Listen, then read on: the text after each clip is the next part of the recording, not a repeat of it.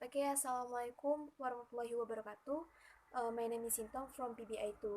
Now I will answer question from the material teaching English foreign language methodology. So the first question, please mention and explain briefly the component of communication process. So the answer, the component of communication process consists of six. The first, context. Context is mean communication is affected by the context in which it takes place. This context may be physical, social, chronological, or culture. Every communication process with context, the sender chooses the message to communicate within a context. And the second, sender or encoder, is a person who sends the message. A sender makes use of symbol such as word or graphic or visual aids to convey the message and produce the required response. And the third, message. Message is a key idea that the sender wants to communicate. It is a sign that elicits the response of recipient. Communication process begin with deciding about the message to be conveyed. It must be ensured that the main objective of the message is clear. And fourth, medium. Medium is a means used to exchange or send message. The sender must choose the appropriate medium to transmit the message and also the right one. It is very important to make the effect, the message effective and correctly interpreted by the recipient. And the five, recipient or decoder is a person for whom the message is intended or aimed or targeted. The degree to which the decoder understands the message is dependent upon various factors, such as knowledge of recipient, their responsiveness to the message, and the willingness of encoder on decoder.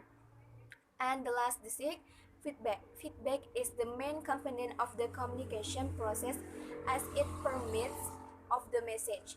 It helps the sender in confirming the correct interpretation of message by decoder. The second question, why do humans need a language? Because language is the only way humans can communicate with each other, whether using national or international language. Therefore, language is a very important human need.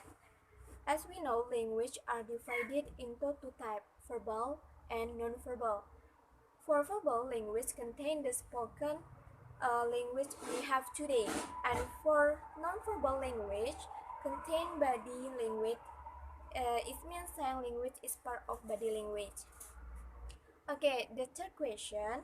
Please give your opinion about the period, Dutch period, Japanese period, and independence period of English teaching in Indonesia. Which one do you think the best English teaching period? So, in my opinion, in the best period of teaching English Indonesia is independence period until now, because in the Dutch era most of the dictionary were English Dutch dictionary, so it was a big problem for Indonesian students because they didn't know Dutch language, especially in junior high school. Meanwhile, in the Japanese period, English and Dutch were completely banned, and all books in that language were prohibited and then burned.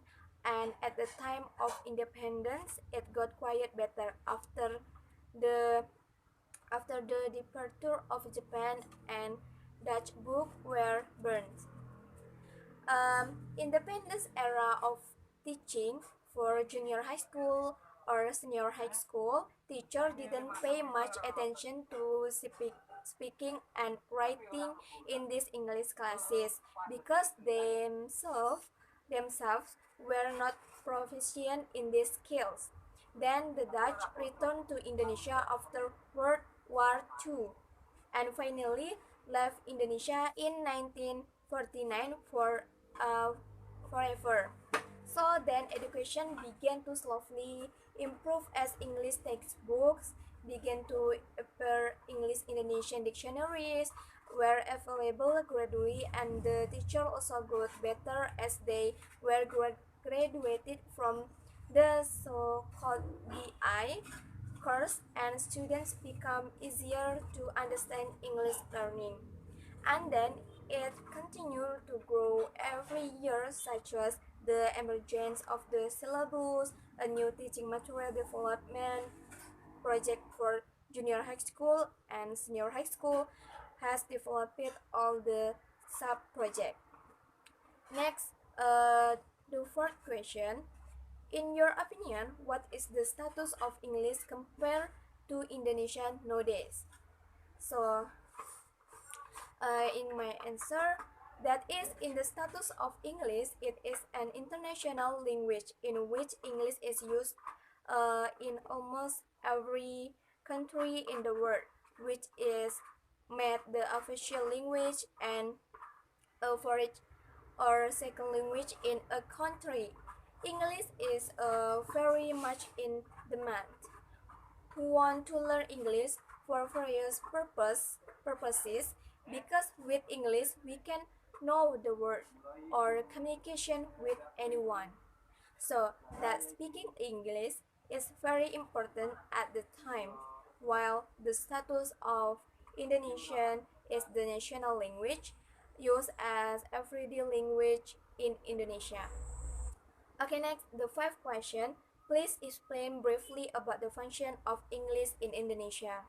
So the answer, the function of English in Indonesia is supported by its very wide use in various fields such as politics, diplomacy, international trade and industry, science and technology, education, media, information technology, and popular culture, so that the use of English can make it easier for all area in terms of communication or to know something.